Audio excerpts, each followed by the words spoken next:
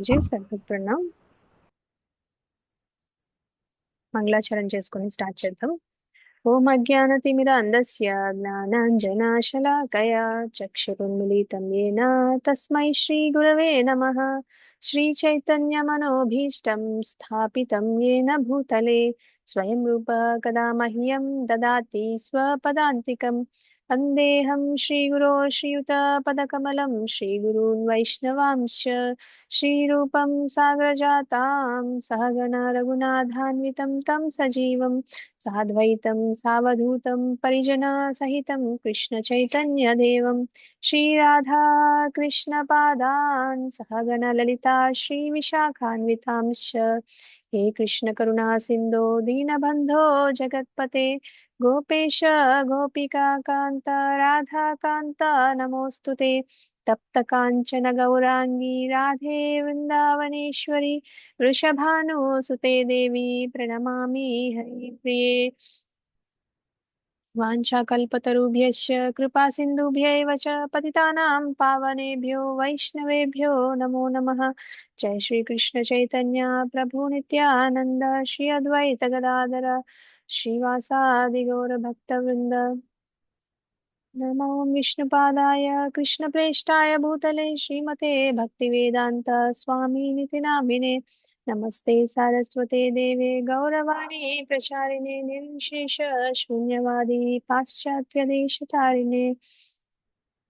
जय श्री कृष्ण चैतन्य प्रभु नित्यानंद श्री अद्वैत गदाधर श्रीवासादि गौर भक्तवृंद.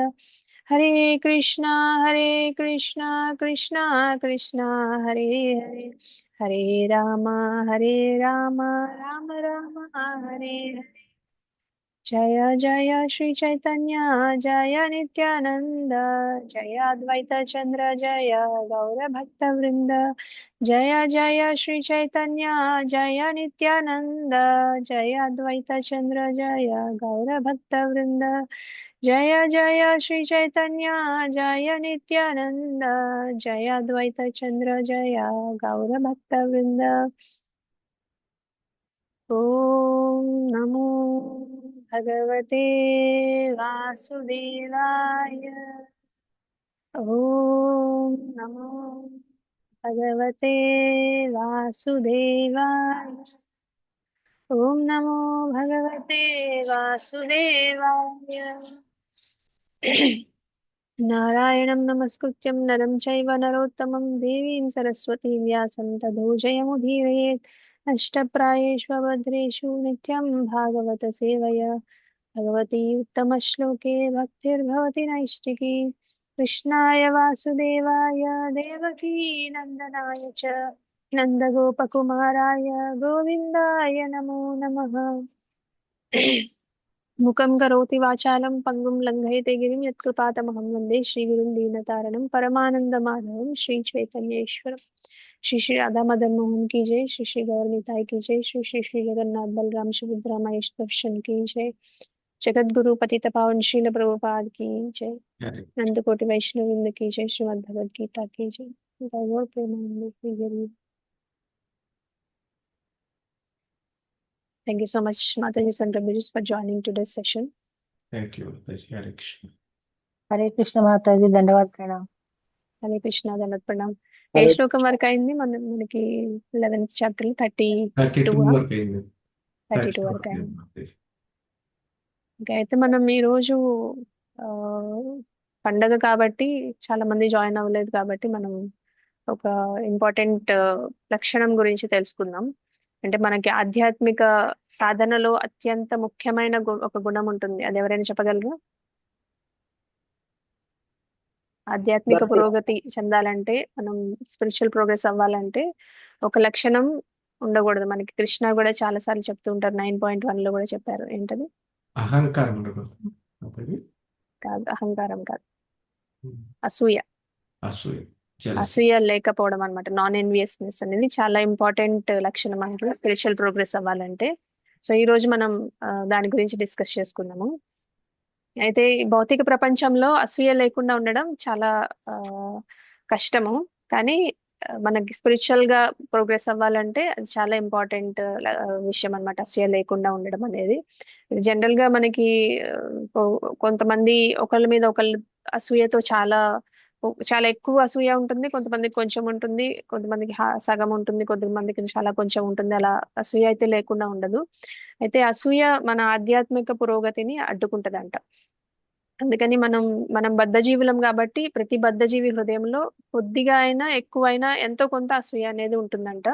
అది రాక్షసి లాంటిదంట. దాన్ని ఎలా తొలగించుకోవాలో మనం సాధన చేసి తొలగించుకోవాలి. కానీ దాని వల్ల ఏంటి అనర్థాలు ఏమొస్తాయి, ఏం ప్రాబ్లమ్స్ వస్తాయి అనేది మనం ఈ రోజు చర్చించుకుందాము. అయితే చాలా మంది ప్రపంచంలో ఎక్కువ మంది అసూయ గలవారే అని చెప్తూ ఉంటారు. అది అసూయ అనేది ఎంత సూక్ష్మమైన అనర్థం అంటే మనకి అసూయ పడుతున్నామో లేదో, లేదంటే మనలో గర్వం ఉందో లేదో కూడా మనకే తెలియదు అనమాట. అంత సూక్ష్మంగా ఉంటుంది అనర్థం. చాలా మందికి నాకేం అసూయ లేదు, నాకు ఎప్పుడు నేను ఎవరి మీద అసూయ పడట్లేదు అని అనుకుంటారు, కానీ అది చాలా సూక్ష్మంగా ఉంటుంది అనమాట. అంటే కొన్ని కొన్ని సందర్భాల్లో అది ట్రిగ్గర్ అవుతూ ఉంటుంది. కొన్ని సందర్భాల్లో ఈవెన్ భక్తిలో కూడా చాలా మంది భక్తులు కూడా వాళ్ళు ఎక్కువ సేవ చేసేస్తున్నారు, వాళ్ళు ముందుకు వెళ్ళిపోతున్నారు ఆధ్యాత్మికంగా. నేను ఎప్పుడో 10 సంవత్సరాల క్రితం వచ్చాను, వాళ్ళు 1 ఇయర్ కూడా కాలేదు, వాళ్ళు ఇంత ముందుకు వెళ్ళిపోతున్నారు, వాళ్ళకి మంచి సేవలు వస్తున్నాయి, నాకు రావట్లేదు. ఇలాంటి ఎక్కడో దగ్గర వస్తూ ఉంటది అనమాట మనసులో నుంచి అసూయ అనేది. అది తెలియకుండానే ఉంటుంది అనమాట. అది ఆధ్యాత్మిక పురోగతికి అభివృద్ధికి మనకి చాలా షో స్టాపర్ అనొచ్చు అనమాట. దానివల్ల మనకి బ్లాక్ అయ్యే అవకాశాలు చాలా ఉంటాయి. కాబట్టి అసూయ లేకుండా ఉండాలని చెప్తారు. అయితే మనకి కృష్ణ 9.1 లో కూడా చెప్తారు. ఏం చెప్తారు 9.1 ఎవరికైనా గుర్తుందా?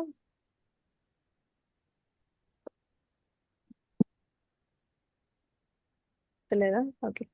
సో కృష్ణ ఏం చెప్తారంటే, శ్రీ భగవాను వాచ ఇదం తు తే గుహ్యతమం ప్రవక్ష్యామి అనసూయవే జ్ఞానం విజ్ఞాన సహితం యజ్ఞాత్వ మోక్షసే అశుభాత్ అని చెప్తారు. అంటే ఏం చెప్తారు కృష్ణ, ప్రియమైన అర్జున, నీవు నా మీద ఎప్పుడు అసూయ పడలేదు, నీకు నా మీద అసూయ లేదు కాబట్టి నీకు నేను ఈ అత్యంత రహస్యమైన జ్ఞానాన్ని చెప్తున్నాను, ఉపదేశిస్తున్నాను అని చెప్తున్నారు. అంటే ఈ జ్ఞానాన్ని తెలుసుకోవడం ద్వారా నువ్వు భౌతిక జీవితంలోని దుఃఖాలన్నిటి నుంచి ముక్తుడు అవుతావు అని చెప్తున్నారు. అంటే ఏం చెప్తున్నారు, అర్జునుడికి అసూయ లేని వాడివి కాబట్టి అని క్లియర్ గా చెప్తున్నారు. అందుకే నీకు ఈ జ్ఞానాన్ని నేను వెల్లడిస్తున్నానని చెప్తున్నారు. అనసూయవే అంటే అసూయ లేకపోవడం అన్నమాట. అసూయ లేకపోవడం వల్లే భగవంతుడు మనకి అర్థమవుతాడు, భగవంతుడు జ్ఞానం ప్రసాదిస్తాడు అనేది కృష్ణ క్లియర్ గా చెప్తున్నారు ఇక్కడ. అసూయ అనేది సాధారణంగా మనుషులపై ఉండొచ్చు, కానీ భగవంతుడి పైన కూడా ఉండొచ్చు అంట. అంటే నిజానికి భగవంతుడిపై మనకు ఉన్న అసూయ వల్లే ఇతరుల మీద అసూయ ప్రతిబింబిస్తుందని మన ఆచార్యులు చెప్తూ ఉంటారు. సో మనకి కృష్ణ ఏం చెప్తున్నారు ఇక్కడ, భగవద్గీత అర్థం చేసుకోవాలంటే అసూయ లేకుండా ఉండడం అనేది ఒక లక్షణం అని చెప్తున్నారు. అది అర్జునుడికి లేదు కాబట్టి నేను చెప్తున్నాను అని చెప్తున్నారు. అలాగే శ్రీమద్ భాగవతాన్ని అర్థం చేసుకోవాలన్నా కూడా అసూయ లేకుండా ఉండడం అనేది చాలా అవసరం అన్నమాట. భాగవతం ప్రారంభంలోనే చెప్తారు. అంటే ఈ భాగవతంలో ఏం చెప్తారంటే, భౌతిక లాభాల కోసం చేసే అన్ని మత పద్ధతులు ఏవైతే ఉంటాయో వాటన్నిటిని పూర్తిగా వ్యతిరేకిస్తారనమాట భాగవతంలో.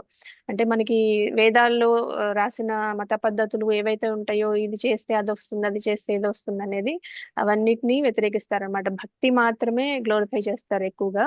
అంటే సాధారణంగా ప్రజలు ధర్మాన్ని ఎందుకు ఆచరిస్తారు? మోక్షం కోసం. ఫైనల్ గా మోక్షం, కానీ ఇనీషియల్ స్టేజ్ లో అర్థ అంటే ధనం కోసం చేస్తారనమాట. ఆ అర్థాన్ని దేనికి ఉపయోగించుకుంటారు? భౌతిక సుఖాల కోసం. భౌతిక సుఖాల కోసం, పేరు ఇంద్రియ భోగాల ప్రఖ్యాతుల కోసం ఉపయోగించుకుంటారు.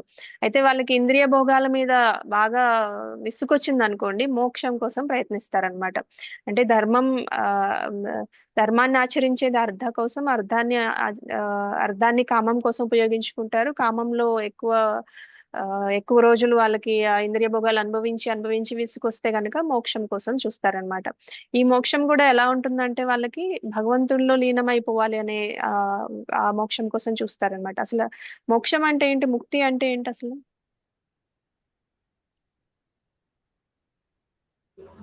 అంటే మళ్ళీ జన్మ లేకపోవటం మాతది. హరి బోల్తుంది.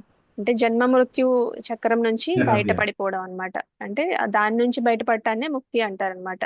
అంటే ఈ ముక్తిలో కూడా కొన్ని రకాలు ఉంటాయి అన్నమాట. సాయుజ్య ముక్తి, సాలోక్య ముక్తి, సారూప్య ముక్తి అని ఉంటాయి. అయితే సాయుజ్య ముక్తి కోసం వీళ్ళు ట్రై చేస్తూ ఉంటారు అనమాట. ఎవరైతే ఈ ధర్మం నుంచి మోక్షం వరకు ప్రయాణం చేస్తారో వేదాల ప్రకారం, వాళ్ళు భగవంతునిలో లీనమైపోవడం అనే దాన్ని ఎంచుకుంటారనమాట. అది సాయుజ్య ముక్తి అన్నమాట. అంటే ఏమవుతుందంటే జీవాత్మ తన ఇండివిజువల్ ఈ వ్యక్తిత్వం ఏదైతే ఉంటుందో అది కోల్పోయి బ్రహ్మజ్యోతిలో కలిసిపోవడం ఈ సాయుజ్య ముక్తి లక్షణం అన్నమాట. అది ఎలా ఉంటుందంటే నేను అనే భావం క్రమంగా ఏమి ఉండదు, సేవ ఉండదు, భగవంతుడి లీలలు వినే అవకాశం ఉండదు, భగవంతుడితో సంబంధం ఏమీ ఉండదు, ఇవన్నీ ఉండదు. కానీ శాశ్వత ఆనందం కూడా ఉండదు అనమాట వాళ్ళకి. కేవలం వాళ్ళకి ప్రయోజనం ఏముంటుందంటే వాళ్ళు జన్మ మృత్యు జరా వ్యాధులు లేకుండా బయటపడిపోతారనమాట. అలాంటి బాధల నుంచి మాత్రం బయటపడిపోతారు. కానీ వాళ్ళకి ఆనందం అనేది ఏముండదు అనమాట. ఒక యాక్టివిటీ ఉండదు, భగవంతుడితో సంబంధంతో ఉన్న యాక్టివిటీస్ ఉండవు, వాళ్ళకి ఆనందం కూడా ఏమీ ఉండదు అనమాట. కానీ బాధల నుంచి బయటకు వచ్చేస్తారు, జన్మ మృత్యు సైకిల్ నుంచి బయటకు వచ్చేస్తారు. కాబట్టి ఇది జనరల్ గా ప్రభుపాదుల వారు ఏం చెప్తారంటే భక్తులు ఎప్పుడు భగవంతుడితో లీనం అవ్వాలని కోరుకోరంట, ఆయనకి సేవ చేయాలని కోరుకుంటూ ఉంటారు. అది సారూప్య ముక్తి అన్నమాట. సారూప్య ముక్తి అంటే ఏంటంటే భగవంతుని లాంటి రూపం వస్తుంది. ఇప్పుడు వైకుంఠ లోకాల్లో చూస్తే విష్ణు పార్షదులను ఉంటారు, వాళ్ళందరూ విష్ణుమూర్తి లాగే ఉంటారు అనమాట. వాళ్ళకు కూడా 4 చేతులు ఉంటాయి, శంఖ చక్ర గదా పద్మాలు పట్టుకుని ఉంటారు, వాళ్ళకు కూడా దివ్యమైన శరీరం ఉంటుంది. కాకపోతే వాళ్ళు భగవంతుడి సేవకుల్లాగా అక్కడ భగవంతుడికి సేవ చేస్తూ ఉంటారన్నమాట వైకుంఠ లోకాల్లో. అది సారూప్య ముక్తి అన్నమాట. ఇంకా మనకి కొన్ని రకాల ముక్తులు ఉంటాయి అన్నమాట. సాలోక్య ముక్తి, ఇంకా అలాంటివి కూడా ఉంటాయి. అవి మనం తర్వాత ఇంకొక రోజు ఎప్పుడైనా చర్చించుకున్నాము.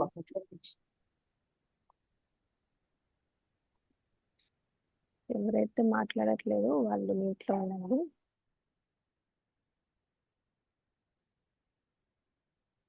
సో అయితే భక్తుడికి ముక్తి అనేది కోరుకోడు అనమాట. అంటే భక్తులు ఇలా సాయుజ్య కావాలనుకోరు, సారూప్య కావాలనుకోరు. భగవంతుడి సేవ ఎక్కడ ఉంటే అక్కడ నాకు భగవంతుడి సేవ కావాలి, భగవంతుడికి సేవ చేసుకునే అవకాశం కావాలి అని అనుకుంటారనమాట.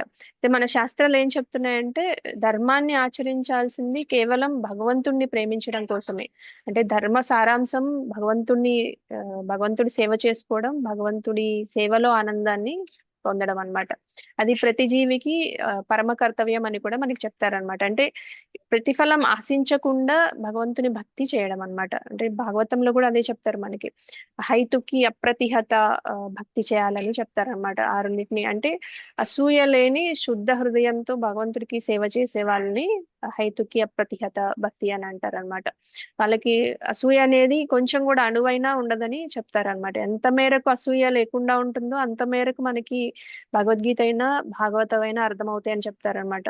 అంటే భగవంతుడి నామరూప గుణలీలల్ని అర్థం చేసుకోవాలంటే మనకి అసూయ లేకుండా ఉండడం అనేది చాలా ముఖ్య లక్షణం అన్నమాట. అయితే అసూయ అనేది ఈ భౌతిక ప్రపంచంలో మాత్రమే ఉంటుంది, ఆధ్యాత్మిక లోకంలో అసలు అసూయ అనేది ఉండదన్నమాట.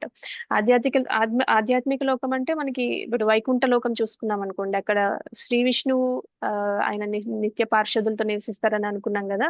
అలాగే గోలోక వృందావనంలో భగవంతుడు, యశోదామాత, నంద మహారాజు, ఇంకా గోపీస్, ఆవులు వీటన్నిటితో నివసిస్తూ ఉంటారన్నమాట.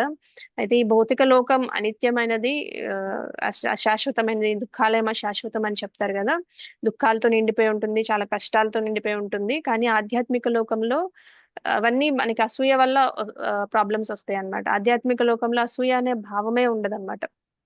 అక్కడ ఎప్పుడు ఇక్కడ అనిత్యం అశాశ్వతం, అక్కడ అన్ని నిత్యం శాశ్వతం ఆనందమయం అన్నమాట. ఇంకా ఇక్కడ మనకి ఉన్న భౌతిక లోకంలో ఉన్న ప్రాబ్లమ్స్ ఏంటి, జన్మ మృత్యు జరా వ్యాధి. అక్కడ ఆధ్యాత్మిక లోకాల్లో జన్మ మృత్యు జరా వ్యాధి అనే ప్రాబ్లమ్స్ ఏవి ఉండవు అన్నమాట. అవన్నీ భౌతిక లోకానికి మాత్రమే పరిమితమైనవి. అయితే వైకుంఠంలో గాని గోలోక వృందావనంలో గాని ఇలాంటివి ఏమీ ఉండవు అనమాట. అందుకని అసూయ అనేది కేవలం ఈ భౌతిక లోకానికి చెందిన లక్షణం అన్నమాట. ఆధ్యాత్మిక లోకంలో ఏ విధమైన ఇలాంటి నెగటివ్ భౌతిక గుణాలు అక్కడ ఉండవు అనమాట. అందుకని మనం ఆధ్యాత్మిక లోకానికి ఎంట్రీ ఏంటి, మనకి అసూయ లేకపోవడం వల్లే అది ఎంట్రీ అనేది సాధ్యం అవుతుంది అనమాట. అసూయ ఉంటే మనకి అక్కడ గేట్ క్లోజ్ చేసేస్తారు, వైకుంఠంలో గేట్ ఓపెన్ అవ్వదు అనమాట మనకి. అందుకని అసూయ అనేది క్లియర్ చేసుకుంటేనే మనకి వైకుంఠానికి ఎంట్రీ అనేది ఉంటుంది. సో శ్రీమద్ భాగవతంలో కూడా మనకి వైకుంఠంలో ఎలా ఉంటుందని వర్ణన చెప్తారనమాట. థర్డ్ క్యాంటో చాప్టర్ లో 15th చాప్టర్ లో చెప్తారు వైకుంఠం అనేది ఎలా ఉంటుంది, అక్కడ వృక్షాలు, అక్కడ పక్షులు ఎలా ప్రవర్తిస్తాయి, మనకి అసూయ లేకుండా ఎలా ఉంటాయి అనేది వర్ణన ఉంటుంది. మనం కొంచెం దాని గురించి డిస్కస్ చేసుకుందాం. అయితే ఫస్ట్ వృక్షాల గురించి చూద్దాం. అక్కడ చాలా పూల చెట్లు ఉంటాయి అన్నమాట. బకుల, మాలతి, మందార, ఇలా చాలా చాలా మంచి మంచి పుష్ప చెట్లు ఉంటాయి అన్నమాట. వాటికి చెప్పాలంటే ఈ బకుల, మాలతి వీటికి ఇంగ్లీష్ పేర్లు కూడా ఉండవు. ఇవన్నీ ఓన్లీ సాంస్క్రిట్ పేర్లతోనే మనం చెప్పుకుంటూ ఉంటాం. అయితే ఈ వృక్షాలు ఎలా ఉంటాయి అంటే చాలా రంగురంగులుగా ఉంటాయి, ఇంకా అద్భుతమైన ఆకారాలతో ఉంటాయి, ఇంకా చాలా ఎక్కువ ఎక్కువ రేకులు ఉంటాయి అన్నమాట. ఇంకా చిన్నగా పెద్దగా రకరకాలుగా ఉంటాయి, ఇంకా అత్యంత సుగంధభరితంగా ఉంటాయి అన్నమాట. అక్కడ మనకి ఇక్కడ మనం భౌతిక లోకంలో చూసే పూలకి అక్కడ పూల సుగంధానికి చాలా డిఫరెన్స్ ఉంటుంది. అయితే మనం ఒక వైకుంఠ పుష్పాన్ని చూస్తే చెట్టు నుంచి తెంచిన తర్వాత అది ఎప్పటికీ వాడిపోదంట. ఆ పుష్పం తో తయారు చేసిన మాలలు ఏవైతే ఉంటాయో అవి కూడా శాశ్వతంగా తాజాగా ఉంటాయంట. అదే వైకుంఠ పుష్పాల స్వభావం అని చెప్తూ ఉంటారు. ఆ పుష్పాలన్నీ చాలా అద్భుతమైన గుణాలు కలిగి ఉన్నప్పటికీ వాటికి అసూయ అనేది ఉండదన్నమాట. అంటే ఇప్పుడు పుష్పాలకి అసూయ ఏంటి అని మీకు అనిపించవచ్చు, అక్కడ అన్నిటికీ వ్యక్తిత్వం ఉంటుంది. మనలాగా భౌతిక లోకంలో లాగా ఉండదు. అక్కడ ఏవైతే పుష్పాలు ఉంటాయో, పక్షులు ఉంటాయో, జంతువులు ఉంటాయో వాటన్నిటికీ క్యారెక్టర్ ఉంటుంది, వాటన్నిటికీ చేతన అనేది సేమ్ మనుషుల అక్కడ ఎవరైతే ఉంటారో వాళ్ళందరిలాగే వాళ్ళకు కూడా చేతనం అనేది ఉంటుంది అనమాట. సో దీనికి వీళ్ళకి అసూయ లేదు అనడానికి ప్రమాణం ఏంటంటే తులసీదేవికి సేవ చేసే అవకాశాన్ని ఇస్తాయంట. అంటే ఏం చెప్తున్నారంటే పుష్పాలతో పోలిస్తే తులసి చాలా సాధారణంగా ఉంటుంది చూడటానికి. ఆమెకి ఓన్లీ పచ్చని ఆకులే ఉంటాయి. పుష్పాలు కూడా మనకి మంజరీ బర్డ్స్ అని అంటారు కదా, అవి కూడా గ్రీన్ కలర్ లోనే ఉంటాయి, ఆకుపచ్చగానే ఉంటాయి. అయినా సరే తులసి విష్ణువుకి సేవ చేయడానికి ముందుకు వచ్చినప్పుడు మిగతా పుష్పాలన్నీ వెనక్కి తగ్గుతాయంట. నేను నీకన్నా సుగంధభరితంగా ఉన్నాను, నేను నీకన్నా అందంగా ఉన్నాను, నేనే సేవ చేయాలి అని అనుకోవంట. అవి ఏం చెప్తాయంటే ఓ తులసీదేవి, నువ్వు భగవంతుని సంతృప్తి పరచడానికి ఎన్నో తపస్సులు చేశావు, నువ్వే ముందుకు వెళ్ళి భగవంతుని సేవ చెయ్యి, మేము వెనక్కి తగ్గుతాం అని చెప్తాయంట. అంటే వాటికి వైకుంఠంలో వృక్షాలన్నీ తులసీదేవికి ప్రాధాన్యం ఇస్తాయి, ఎందుకంటే వాటి హృదయాల్లో అసూయ లేదు కాబట్టి, భగవంతుని సేవ తను బాగా చేయగలదు కాబట్టి తనని ముందుకు పంపిస్తారంట. అయితే ఇప్పుడు అక్కడ వైకుంఠంలో చెప్పుకున్నాం కదా, మనకి వృక్షమైన, రాయైనా, నీరైనా చైతన్యం అనేది ఉంటుంది. మనకి వ్యక్తుల్లాగే వాటికి చైతన్యం అనేది ఉంటుంది అనమాట. అవి భగవంతుడికి డైరెక్ట్ గా సేవ చేసుకునే అవకాశాన్ని కలిగి ఉంటాయి అన్నమాట. వాటికి కూడా భావాలు ఉంటాయి, ఆ భావాల్లో అసూయ అనే భావం ఉండదన్నమాట అక్కడ. సో ఇప్పుడు వైకుంఠంలో పక్షుల్ని చూద్దాం. మయూరాలు, సుఖపక్షులు, హంసలు, ఇవన్నీ అంటే మనకి సత్వగుణంలో ఉన్న పక్షులు ఏవైతే ఉంటాయో అవన్నీ అక్కడ ఉంటాయి. అంటే మనకి భౌతిక లోకంలో ఈ తమో గుణంలో ఉన్న పక్షులు ఉంటాయి కదా, కాకులు, గుడ్ల గుబులు, అవన్నీ అక్కడ ఉండవు అనమాట.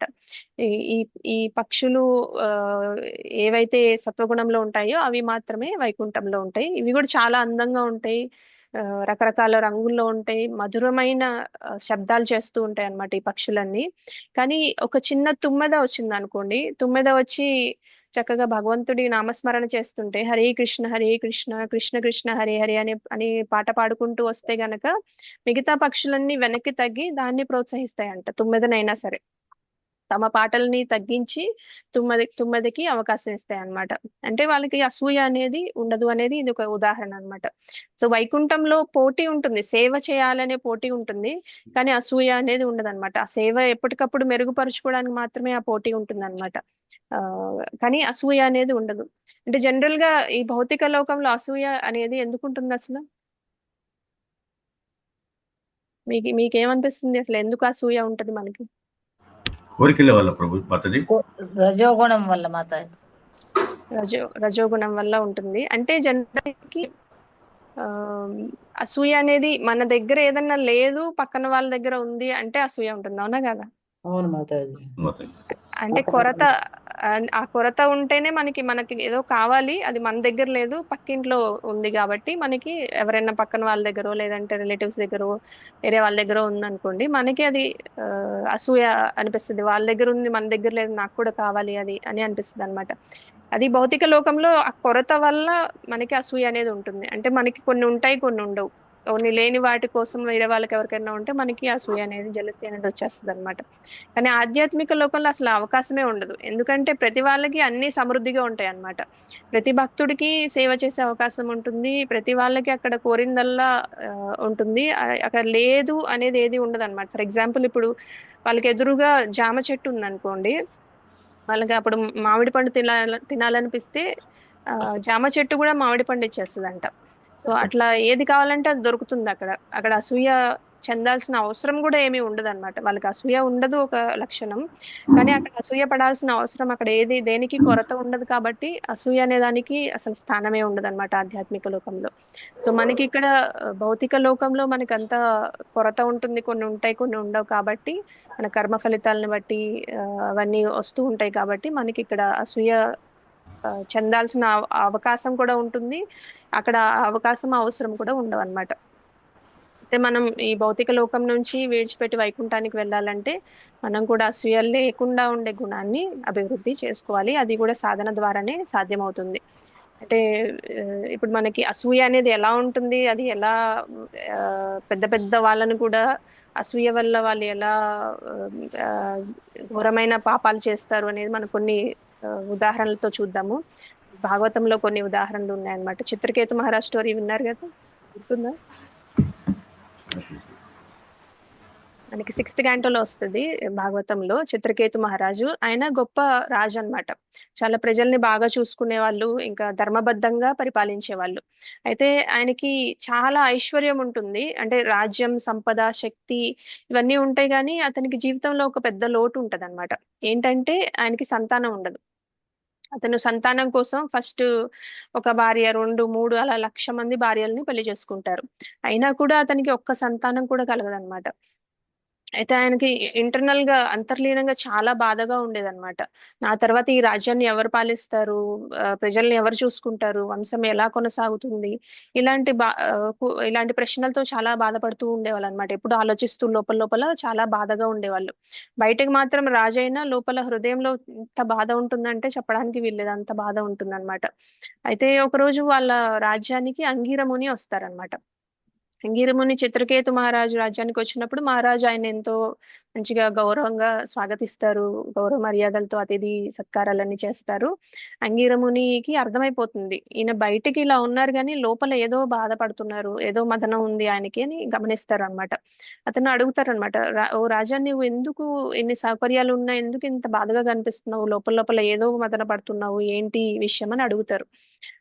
చిత్రకేతు మహారాజు చెప్తారనమాట, మీరు నా మనసులో బాధని గమనించారు మహర్షి, నాకు కొడుకు లేడు, అదే నా జీవితంలో అత్యంత ముఖ్యమైన పెద్ద దుఃఖపూరితమైన విషయం అని చెప్తారనమాట.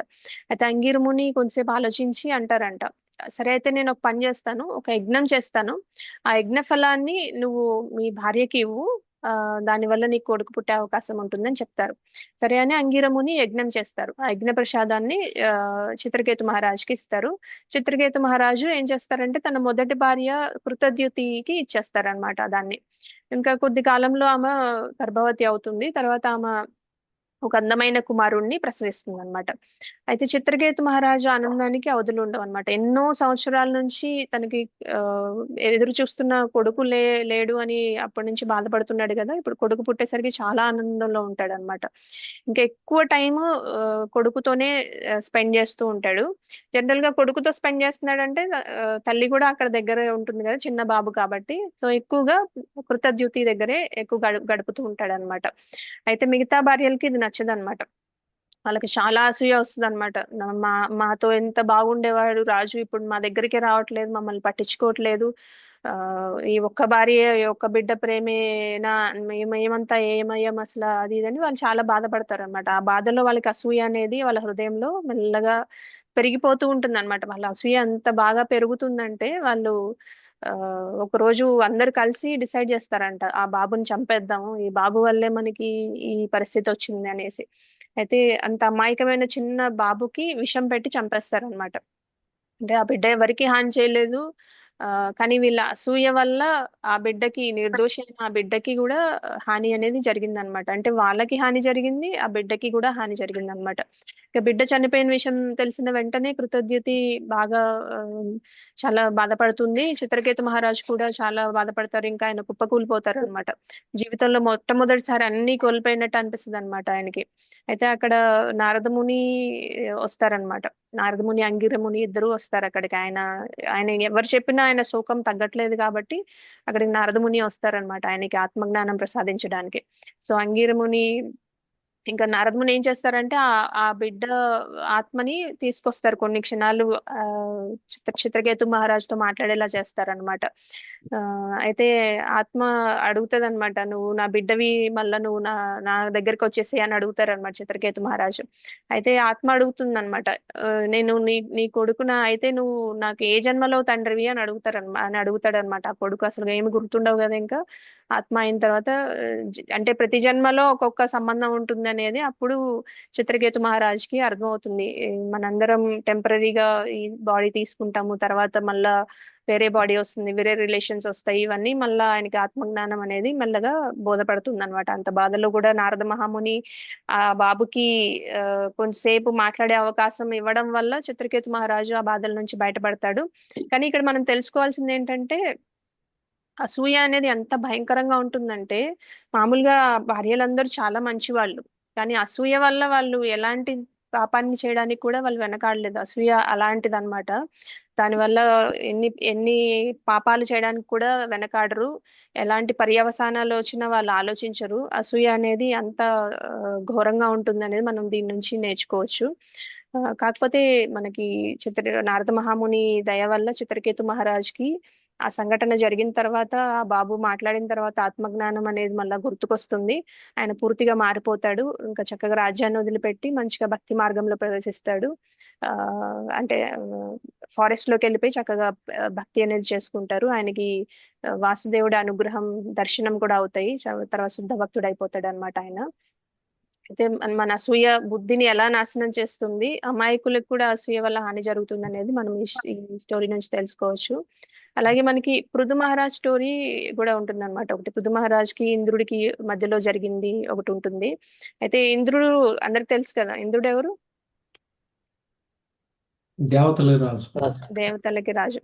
సో స్వర్గలోకంలో రాజు అనమాట. దేవతల్లో అందరిలోకి ఆయన ముఖ్యుడు. ఇంకా అతనికి ఒక ప్రత్యేక గుర్తింపు ఉంటుంది అనమాట. అదేంటంటే 100 అశ్వమేధ యజ్ఞాలు చేసిన వాడు అని పేరు ఉంటుంది అనమాట. అంటే 100 అశ్వమేధ యజ్ఞాలు అంటే క్రతుస్ చేసినట్టు అనమాట. శతక్రతు అని ఒక గౌరవ పదవి అనేది ఇస్తారనమాట ఆయనకి. 100 యజ్ఞాలు అప్పటి వరకు ఎవరు చేయలేదు కాబట్టి. సో ఇంద్రుడు ఆ గౌరవాన్ని చాలా గట్టిగా పట్టుకొని ఉంటాడనమాట. అయితే పృథు మహారాజ్ అని ఉంటారనమాట. ఆయన అదే సమయంలో భూమి మీద ఈయన మంచి మహాభక్తుడు, ఇంకా ధర్మాత్ముడు, రాజ్యాన్ని చక్కగా పాలించేవాడు. అతను ప్రజల శ్రేయస్సు కోసం, భగవంతుడి ప్రసన్నం చేసుకోవడం కోసం, విష్ణుమూర్తిని ప్రసన్నం చేసుకోవడం కోసం ఆయన కూడా అశ్వమేధ యజ్ఞాలు చేయడం స్టార్ట్ చేస్తాడనమాట. సో పృథు మహారాజు ఒక యజ్ఞం నుంచి స్టార్ట్ చేసి 99 యజ్ఞాలు పూర్తి చేసేస్తాడు. ఇప్పుడు 100వ యజ్ఞం చేయబోతాడు అనమాట. ఇంద్రుడి మనసులో భయం అనేది స్టార్ట్ అవుతుంది అనమాట. సో ఇంద్రుడు అనుకుంటాడు, ఒకవేళ పృథు మహారాజు 100వ యజ్ఞం కూడా పూర్తి చేస్తే నా శతక్రతు గౌరవం అనేది పోతుంది, నన్ను మించిన వాడు అయిపోతాడు. ఇంకా అసూయ అనేది స్టార్ట్ అయిపోతుంది అనమాట. ఇంకా నేను ఇప్పటి వరకు శతక్రతు అయ్యాను, ఇప్పుడు అతను కూడా చేస్తే అతను శతక్రతు అవుతాడు, నన్ను మించి వెళ్ళిపోతాడు, ఇంకొకటి చేశాడంటే నా తర్వాత అయిపోతాడు అని అసూయ భావం స్టార్ట్ అవుతుంది అనమాట. అంటే అతనికి ఇన్సెక్యూరిటీ అనమాట. ఇంద్రుడికి ఎప్పుడు ఆయన పదవి మీద వ్యామోహం చాలా ఉంటుంది. ఇంకా పోటీ భావం పెరిగిపోతాయి అనమాట. అసూయత ఏం చేస్తాడంటే ఇంద్రుడి బుద్ధి పూర్తిగా మారిపోతుంది అనమాట. ఇంద్రుడు మామూలుగా దేవతలకి రాజు కాబట్టి చాలా మంచి గుణాలు ఉంటాయి. కానీ అసూయ వల్ల ఏమవుతుందంటే అతనికి ఆ బుద్ధి అనేది మారిపోయి ఒక నకిలీ సాధు వేషం వేసుకొని వెళ్తాడు అనమాట. వెళ్ళి పృథు మహారాజు యజ్ఞశాలకి వెళ్తాడు. యజ్ఞానికి ముఖ్యమైనది ఏంటి? అశ్వం కదా. అశ్వమేధ యజ్ఞం అంటే అశ్వం అనేది చాలా ఇంపార్టెంట్ ఆ యజ్ఞంలో. ఆ అశ్వాన్ని దొంగిలించేస్తాడు అనమాట. ఇది చాలా ఘోరమైన అపరాధం. ఎందుకంటే యజ్ఞం అంటే విష్ణు ఆరాధన అన్నమాట. విష్ణుమూర్తిని ఆరాధించటమే యజ్ఞం అంటారు. ఈ యజ్ఞం కూడా ప్రజల శ్రేయస్సు కోసం, ఆయన స్వలాభం కోసం చేయట్లేదు. ప్రజల శ్రేయస్సు కోసం భగవంతుణ్ణి ఆరాధిస్తున్నారు అనమాట. విష్ణుమూర్తి ఆరాధన చేస్తున్నారు. ఇంకా యజ్ఞాన్ని అడ్డుకోవడం అంటే భగవంతుణ్ణి అవమానించడమే ఇండైరెక్ట్ గా. ఇంకా ప్రజల శ్రేయస్సుని అడ్డుకోవడమే అనమాట. ఇదంతా మంచిది కాదని తెలుసు. ఇంద్రుడికి ఇది తప్పని చాలా తెలుసు. ఎందుకంటే ఆయన దేవతల్లో రాజు కాబట్టి. అతనేం అమాయకుడు కాదు, చాలా జ్ఞానం ఉన్నవాడే. కానీ అసూయ అతని జ్ఞానాన్ని నాశనం చేసేసింది అనమాట. ఇంకా పృథు మహారాజ్ కుమారుడు ఏం చేస్తాడంటే ఇంద్రుణ్ణి పట్టుకోవడానికి వెళ్తాడనమాట. వెళ్తే దేవతలు ఋషులు మధ్య ఇక మళ్ళా గొడవ స్టార్ట్ అవుతుంది. అప్పుడు బ్రహ్మదేవుడు మధ్యలోకి వస్తారనమాట. బ్రహ్మదేవుడు వచ్చి ఇంద్రుడికి చెప్తారనమాట, నీ అసూయ వల్ల నువ్వు ధర్మాన్ని మర్చిపోయావు, దీనివల్ల నువ్వు అపకీర్తి చెందుతావు, ఇది నీకు మంచిది కాదు అని హితబోధ చేస్తారనమాట. చేసిన తర్వాత ఇంకా చెప్తారు, పృథు మహారాజ్ మహాభక్తుడు, ఆయన యజ్ఞాలు నువ్వు అడ్డుకుంటే నీకు ఇంకా చాలా ప్రాబ్లమ్స్ వస్తాయి అని చెప్తారనమాట. ఇంకా బ్రహ్మదేవుని మాటలతో ఇంద్రుడికి కొంచెం బుద్ధి వస్తుంది. తర్వాత అతను తప్పును ఒప్పుకొని అశ్వాన్ని తిరిగి ఇచ్చేస్తాడు. పృథు మహారాజు కూడా క్షమించేస్తారనమాట. పృథు మహారాజు ఆయన మహాభక్తుడు, ఇంకా ఆయనకి చాలా వినయంతో ఉంటారు కాబట్టి ఆయన ఇంద్రుడిని క్షమించేస్తాడు. సో ఇంద్రుడు కూడా భగవంతుడి సేవకుడే. అతని తప్పు వల్ల, అతని అసూయ వల్ల అతను తప్పు చేశాడు కాబట్టి, ఇప్పుడు అతను తప్పు తెలుసుకున్నాడు కాబట్టి అతన్ని శిక్షించకూడదని ఆయన క్షమించి వదిలేస్తారనమాట. అయితే మనం తెలుసుకోవాల్సింది ఏంటంటే ఇక్కడ అసూయ దేవతల్ని, అంటే అంత మంచి పొజిషన్ లో ఉన్న మంచి దేవత రాజు అయిన ఇంద్రుడిని కూడా అసూయ ఎలాంటి పాపాలను చేపిస్తుంది అనేది మనం తెలుసుకోవచ్చు. అంటే జ్ఞానం ఉన్నా కూడా అసూయ ఆ టైంలో ఆ జ్ఞానాన్ని కూడా కప్పేస్తుంది. తప్పని తెలిసినా కూడా ఇంద్రుడు చేస్తాడు కదా. సో తప్పని తెలిసినా కూడా చేస్తారు. అంత జ్ఞానవంతుల్ని కూడా అసూయ అనేది ఎలాంటి స్టేజ్ లోకి తీసుకెళ్తుంది అనేది మనం నేర్చుకోవచ్చు దీని నుంచి. ఇంకొక స్టోరీ ఉంటుందన్నమాట. దితి దక్ష అనే 2 స్టోరీస్ చెప్పుకుందాం మనం. దితి స్టోరీ కూడా మీకు తెలిసే ఉంటుంది కదా. దితి స్టోరీ ఎవరైనా మహావతార్ నరసింహ సినిమా చూసారా? అవును మాతాజీ, కశ్యప ముని వాళ్ళ వైఫ్ అన్నమాట. సో దితి అదితి ఇద్దరు కశ్యప ముని భార్యలు అన్నమాట. అదితికేమో దేవతలు పుడతారు, దితికి సంతానం ఉండదన్నమాట. సో టైం గడిచే కొద్దీ దితి చూస్తూ ఉంటుంది అనమాట. తన సిస్టర్, తన సోదరి అయిన అదితికి గొప్ప గొప్ప కుమారులు ఉన్నారు, దేవతలందరూ అదితి కుమారులే అనమాట. తనకి మాత్రం ఎవరు పిల్లలు లేరు అని తనకి కూడా అసూయ స్టార్ట్ అవుతుంది. ఆమె అలా ఆలోచిస్తుంది అనమాట, అదితికి ఇంతమంది పిల్లలు ఉన్నారు, నాకెందుకు పిల్లలు లేరు, నేను కూడా శక్తివంతమైన కుమారుల్ని కనాలి అని ఆమెకి ఒక అసూయతో ఆ కోరిక స్టార్ట్ అవుతుంది అనమాట. అయితే ఒక రోజు సాయంకాలం పూట సంధ్యా సమయంలో శాస్త్ర ప్రకారం సాధన చేసుకోవాలి, జపం చేసుకోవాలి. అది స్త్రీ పురుషుల సంయోగానికి మంచి టైం కాదని చెప్తూ ఉంటారనమాట. కానీ దితి ఆ సమయంలో కశ్యప ముని దగ్గరికి వెళ్ళి చెప్తుంది అనమాట, నాకు ఇప్పుడే సంతానం కావాలి, నువ్వు నన్ను ఇప్పుడే గర్భవతిని చేయాలని బాగా ఫోర్స్ చేస్తుంది అనమాట. కశ్యప ముని చాలా హెచ్చరిస్తారనమాట, దితి ఇది సరైన సమయం కాదు, ఈ సమయంలో గనక గర్భధారణ జరిగితే గనక భయంకరంగా ఉంటుంది ఆ ఫలితాలు, నీకు పుట్టే సంతానం కూడా లోకానికి హాని కలిగించే సంతానం అవుతుంది, ఇది మంచిది కాదు, శివుడికి కూడా చాలా కోపం వస్తుంది, ఆ కోపానికి మనం గురువు అవుతామని చెప్తారనమాట. కానీ అసూయ వల్ల బుద్ధి నష్టం ఉంటదని మనం ఇందాక కూడా చెప్పుకున్నాం కదా, ఆవిడకి కూడా బుద్ధి పనిచేయదన్నమాట అసూయ వల్ల. ఎందుకంటే అసూయ చాలా హెవీగా ఉంటది అనమాట. ఆమెకి హై స్టేజ్ లో ఉండడం వల్ల ఆమెకి ఆ బుద్ధి పనిచేయదు. ఆవిడ కూడా చాలా మంచి ఆవిడే, కానీ అసూయ వల్ల ఆమె బుద్ధి అనేది పని చేయకుండా పోతుంది.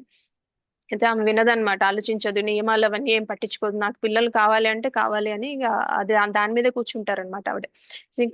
కశ్యప ముని ఇంకా చేసేది ఏం లేక వదిలేస్తారు. తర్వాత ఫలితంగా ఆమెకి హిరణ్యకశిపుడు, హిరణ్యాక్షుడు ఇద్దరు పుడతారనమాట. వీళ్ళిద్దరు ఘోరమైన రాక్షసులు అనమాట. వాళ్ళు ఇంకా దేవతలకి శత్రువులు అవుతారు, భగవంతునికి కూడా శత్రువులు అవుతారు, ఇంకా లోకానికి అపారమైన నష్టాన్ని కలిగిస్తారు అనమాట. అదంతా అసూయతోనే జరిగింది కదా. సో అసూయ, అసహనం, ఇవన్నిటి వల్ల ధర్మానికి కూడా నష్టం జరిగింది అనేది మనం తెలుసుకోవాలి. అంటే లోకాన్ని మొత్తానికి నష్టం జరిగింది అనమాట దితి కోరిక అసూయ వల్ల అనమాట. అసూయ వల్ల వచ్చిన కోరిక వల్ల లోకానికి కూడా నష్టం జరిగింది. అయితే దక్షుడు స్టోరీ కూడా సిమిలర్ గానే ఉంటుంది. దక్షుడు తెలుసు కదా మీకు, ప్రజాపతిస్ లో ఒక ఆయన దక్షుడు అనమాట.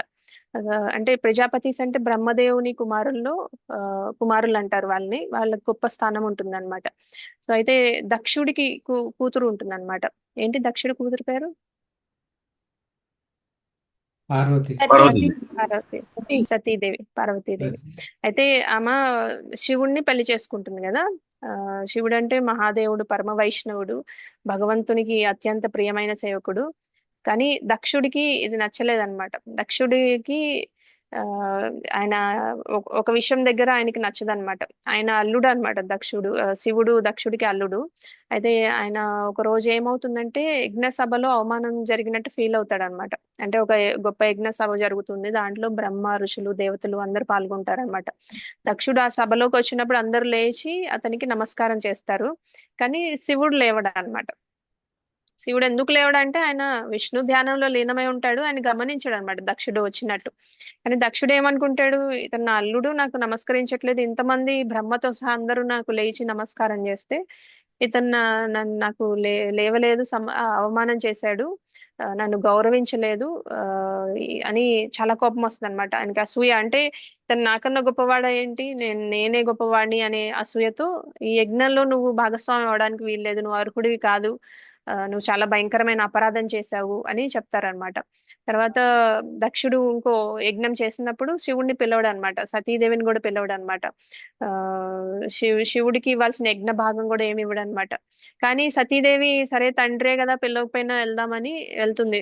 శివుడు వారిస్తాడు, పిలవని చోటకి వెళ్ళకూడదు అని చెప్పినా కూడా సతీదేవి ఏం చేస్తుందంటే, సరే నా తండ్రి యజ్ఞం చేస్తున్నాడు నేను వెళ్ళకపోతే ఎలా అంటే వెళ్తారనమాట. వెళ్తే అక్కడ ఆమెను ఘోరంగా అవమానిస్తారు. అంటే ఆమెను అవమానిస్తే ఆమె ఫీల్ అవ్వదు, కానీ శివుణ్ణి తీవ్రంగా దూషిస్తారనమాట. ఇంకా బాధ భరించలేక సతీదేవి తన శరీరాన్ని త్యాగం చేస్తారనమాట. శివుడికి ఈ ఈ విషయం తెలిసిన తర్వాత ఆయన తీవ్ర శోకంతో మునిగిపోతారు, చాలా కోపం వస్తుంది అనమాట. అంటే ఆయన ఏమన్నా అంటే ఆయన ఫీల్ అవ్వరు, కానీ భార్య ఆ, అవమానానికి గురైంది, భార్య శరీరాన్ని త్యజించింది అనేసి ఆయన చాలా కోపం వస్తుంది. వీరభద్రుణ్ణి సృష్టిస్తారనమాట.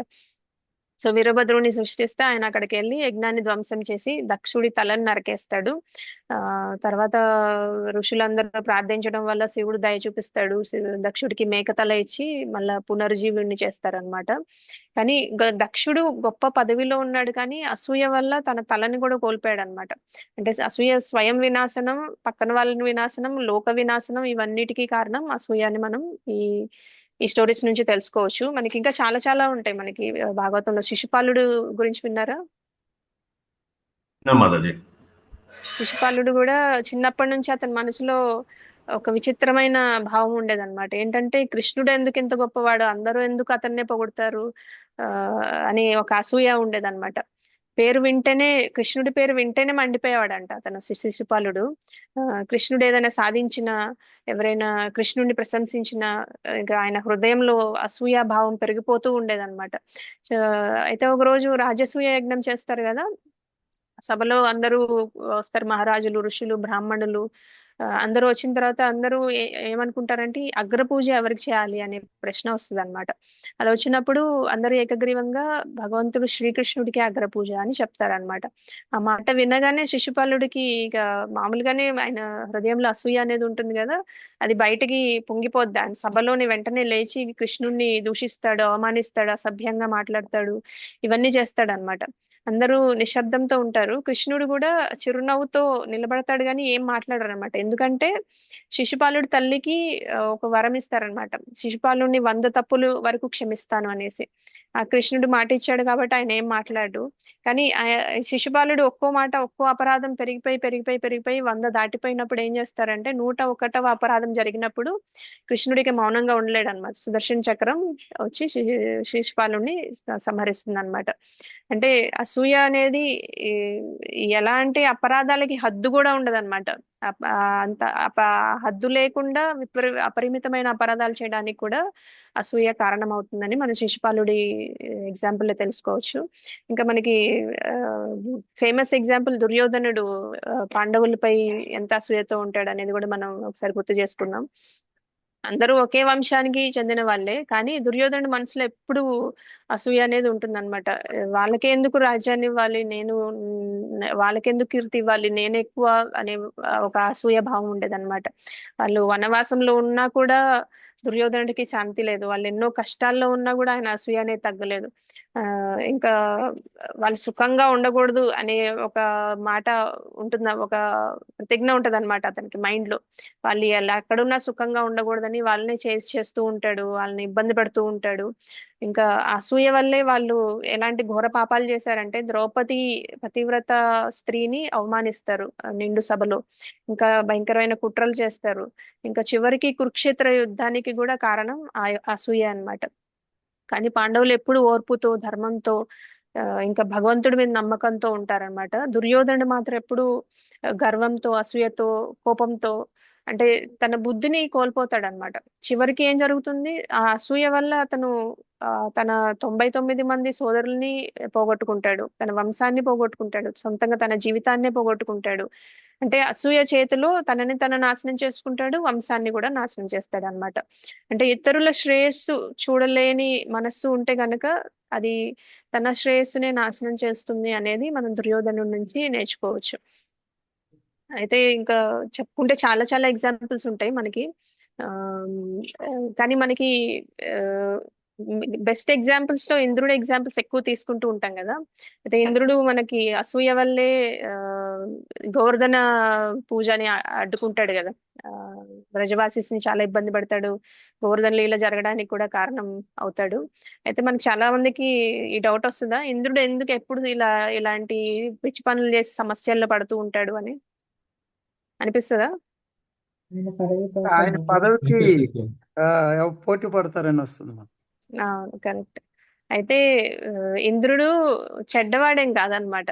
అతనికి అతను భగవంతుడికి శత్రువు కూడా కాదు, అతను భగవంతుడికి సేవ చేసేవాడే. అయినా కూడా ఎందుకు ఎప్పుడు తప్పులు చేస్తూ ఉంటాడంటే దానికి ఒక కారణం ఉంటదన్నమాట. ఏంటంటే ఇంద్రుడు అంటే స్వర్గానికి రాజు కదా, అతనికి ఏముంటే అపారమైన ఐశ్వర్యం ఉంటుంది, అధికారం ఉంటుంది, ఇంద్రియ సుఖాలు ఉంటాయి, ఇంకా గౌరవం ఉంటుంది, ఇంకా భోగైశ్వర్యాలు చాలా ఉంటాయి అన్నమాట. అయితే అలాంటి ఉన్న చోట సమస్యలు ఉంటాయి అనేది భాగవతం చెప్తుంది అనమాట. ఎక్కడైతే అపారమైన ఐశ్వర్యం ఉంటుందో, అధికారం ఉంటుందో, ఇంద్రియ సుఖాలు ఉంటాయో, ఇంకా గౌరవం, భోగాలు ఇవన్నీ ఎక్కడైతే ఉంటాయో అక్కడ సమస్యలు ఉంటాయని భాగవతం మనకి చెప్తుంది అనమాట. అంటే అధిక భోగం ఉన్న చోట అహంకారం సులభంగా వచ్చేస్తుందంట. ఇంద్రుడు ఎప్పుడు ఈ ఆలోచనలో ఉంటాడంటే ఏంటంటే, ఇది నేను ఈ స్థానం నాది, ఇది పోకూడదు. అంటే ఇన్సెక్యూరిటీ అంటారు కదా, స్థాన భయం. పవర్ ఉంటే ఆ పవర్ ని కాపాడుకోవడానికి చాలా మంది చాలా రకాలుగా చేస్తూ ఉంటారు కదా భౌతిక లోకంలో కూడా. ఇంద్రుడు కూడా ఆ సమస్య అనేది ఉంటుందన్నమాట. కానీ ఇంద్రుడు భగవంతుని నమ్ముతాడు, అతనికి భక్తి కూడా ఉంటుంది. కానీ ఆయన భక్తి ఎలా ఉంటుందంటే, ఓ భగవంతుడా నన్ను ఈ పదవిలో నిలబెట్టు అని అంటాడు. అంటే ఆయనది హైతుకి అప్రతిహత ప్రేమ కాదు, అంటే సెల్ఫ్లెస్ భక్తి కాదనమాట అది. ఆయన పదవి పోతుందేమో అని భక్తి చేస్తాడనమాట. పదవి కోసం అంటే గొప్ప యజ్ఞాలు చేసిన, ఎక్కువ పుణ్యం సంపాదించిన, తన స్థాయి ఎవరైనా చేరుకుంటారేమో, తన పదవి పోతుందేమో అనే భయం ఎప్పుడు ఉంటుందన్నమాట. సో ఆ భయం వల్ల అసూయ స్టార్ట్ అవుతుంది, ఆ అసూయ వల్ల తప్పు పనులు చేస్తూ ఉంటారన్నమాట ఇంద్రుడు. అయితే మనం ఇంకొకటి చూడొచ్చు అన్నమాట. ఇప్పుడు ఇంద్రుడికి పృథు మహారాజు 100 యజ్ఞాలు చేస్తే నా గౌరవం పోతుంది, శతకృతు అనేది అతనికి వెళ్ళిపోతుంది అనేది ఒకటి. ఇంకా గోవర్ధన పూజ చేస్తే నా ఆధిపత్యం తగ్గిపోతుంది, గోవర్ధన్ని ఎక్కువ పూజిస్తారని ఇంకోటి. ఇంకా ఎవరైనా చిన్న భక్తుడు ఎదిగితే తన పొజిషన్ తగ్గిపోతుందేమో అని, ఇలాంటి వాటితో ఎప్పుడు ఆయనకి అసూయ వచ్చి పిచ్చి పనులు చేసి. కానీ ఆయన ఏంటంటే ఆయన ఎప్పుడు తన తప్పులు తెలుసుకుంటాడంట. ఇంద్రుడు ఎప్పుడు తప్పు చేసినా కూడా ఆయన తప్పు తెలుసుకొని క్షమాపణ కోరుకొని భగవంతుని శరణాగతి చేస్తాడనమాట. ఇప్పుడు పృథు మహారాజు కూడా దగ్గర కూడా తప్పు చేసినప్పుడు ఆయన ఏం చేశాడు, వెళ్ళి క్షమించమని అడుగుతాడు, వెళ్ళి డైరెక్ట్ గా. ఆయన తప్పు బ్రహ్మ ఎప్పుడైతే చెప్తారో ఆయనకి తప్పని తెలిసిపోతుంది, వెళ్ళి పృథు మహారాజుని క్షమాపణ కోరుకుంటాడు. ఇప్పుడు గోవర్ధన పూజ చేసినప్పుడు కూడా భగవంతుడి దగ్గరికి వెళ్ళి అలాంటి పెద్ద పెద్ద సంవర్తక మేఘాల్ని పంపించి అంత ఇబ్బంది పెట్టినా కూడా అతనికి అర్థమైపోతుంది అనమాట, తర్వాత అతను చేసింది ఘోరమైన తప్పని. వెళ్ళి భగవంతుడు శ్రీకృష్ణుడి శరణాగతి కోరుకుంటాడు అనమాట. సో అలా ఆయన అంటే ఇంకొక విషయం మనం అనుకోవచ్చు ఏంటంటే, ఇంద్రుడు తప్పులు చేయడం వల్లే లీలలు అనేవి చాలా జరుగుతూ ఉంటాయి అన్నమాట. గోవర్ధన లీల జరిగింది ఇంద్రుడి వల్లే. ఇంకా దేవతలు పృథు మహారాజ్ మహిమ కూడా వెలుగులోకి వచ్చింది ఇంద్రుడి వల్లే. ఇంకా శుద్ధ భక్తులు చాలా మందిని ఎలివేట్ చేస్తాయి అన్నమాట. ఆయన లీలల వల్లే చాలా మంది గురించి మనకు తెలుస్తుంది అనమాట. ఇంద్రుడి తప్పుల వల్ల భగవంతుడు చాలా చాలా గొప్ప గొప్ప బోధనలు మనందరికీ చెప్పడానికి ట్రై చేస్తున్నారు. ఇంకా ఆయన లీలలు కొనసాగించడానికి కూడా ఆయన ఆ నెగటివ్ పాత్ర అనేది పోషిస్తున్నారు. అంటే ఆయన కూడా భగవంతుడి ఆ నిమిత్త మాత్రం భవసవ్య సాక్ష్యం అంటారు కదా, ఆయన కూడా ఆయన చేతిలో ఇన్స్ట్రుమెంట్ అన్నమాట. సో దాని వల్ల కూడా మనకి కొన్ని నేర్పించడానికి కూడా అలా లీలల కోసం కూడా కొన్ని జరుగుతూ ఉంటాయి. కాకపోతే ఈ ఏవైతే ఐశ్వర్యాలు, భోగాలు, ఇంద్రియ సుఖాలు, పదవి ఏవైతే ఎక్కడైతే ఉంటాయో అక్కడ ఖచ్చితంగా అహంకారం అనేది వస్తది అని భాగవతంలో మనకి క్లియర్ గా ఉందన్నమాట. సో అందుకని ఎప్పుడైనా మనం అలాంటి స్టేజ్ లో ఉంటే కనుక మనం చాలా జాగ్రత్తగా ఉండాలనేది మనం నేర్చుకోవచ్చు ఇంద్రుడి నుంచి. సో ఇక్కడతో స్టాప్ చేద్దాం. అసూయ అనేది ఎలా మనల్ని నాశనం చేస్తుంది, మన శాంతి మనమే నాశనం చేసుకుంటాం అనేది మనం ఎగ్జాంపుల్స్ ద్వారా తెలుసుకోవచ్చు. సో మనకి ఎప్పుడైనా ఏదైనా అనిపించినప్పుడు మనకి వెంటనే ఇవన్నీ గుర్తు రావాలన్నమాట. దీనివల్ల మనకే నష్టం జరుగుతుంది, ఈ ఆలోచన మంచిది కాదు, మనం దీన్ని వెంటనే సరి చేసుకోవాలి అని మనం ఆలోచిస్తూ ఉంటే మనకు కూడా ఈజీగా అండ్ మనకి ఈ నామస్మరణ, భగవంతుని లీలలు వినడం, భగవద్గీత, భాగవతం చదువుకోవడం వల్ల కూడా మనకి చాలా వరకు ఆ గుణాలన్నీ అంటే ప్యూరిఫికేషన్ అవుతుంది అనమాట. మనకి మనసులో ఏవైతే మలినాలు ఉన్నాయో అవన్నీ క్లియర్ అయిపోతూ ఉంటాయి అనమాట. మన సాధన ద్వారానే మనం ఇవన్నీ తెలుసుకోగలము. అండ్ ఈ ఎగ్జాంపుల్స్ ద్వారా కూడా మనం తెలుసుకోవచ్చు అనమాట. భాగవతం నిండా చాలా చాలా ఎగ్జాంపుల్స్, చాలా స్టోరీస్ ఉంటాయి. అవన్నీ ఒక్కొక్కటి చదువుతుంటే మనం ఏమేమి డెవలప్ చేసుకోవాలి, ఏమేమి ఆపేయాలి, మనం ఎలా మన క్యారెక్టర్ ని మన స్పిరిచువల్ ప్రోగ్రెస్ కి ఎలా వాడుకోవాలి, మనం ఎలాంటి లక్షణాలు పెంచుకోవాలి, ఎలాంటి లక్షణాలు తగ్గించుకోవాలి అనేది మనకి క్లియర్ గా తెలుస్తుంది.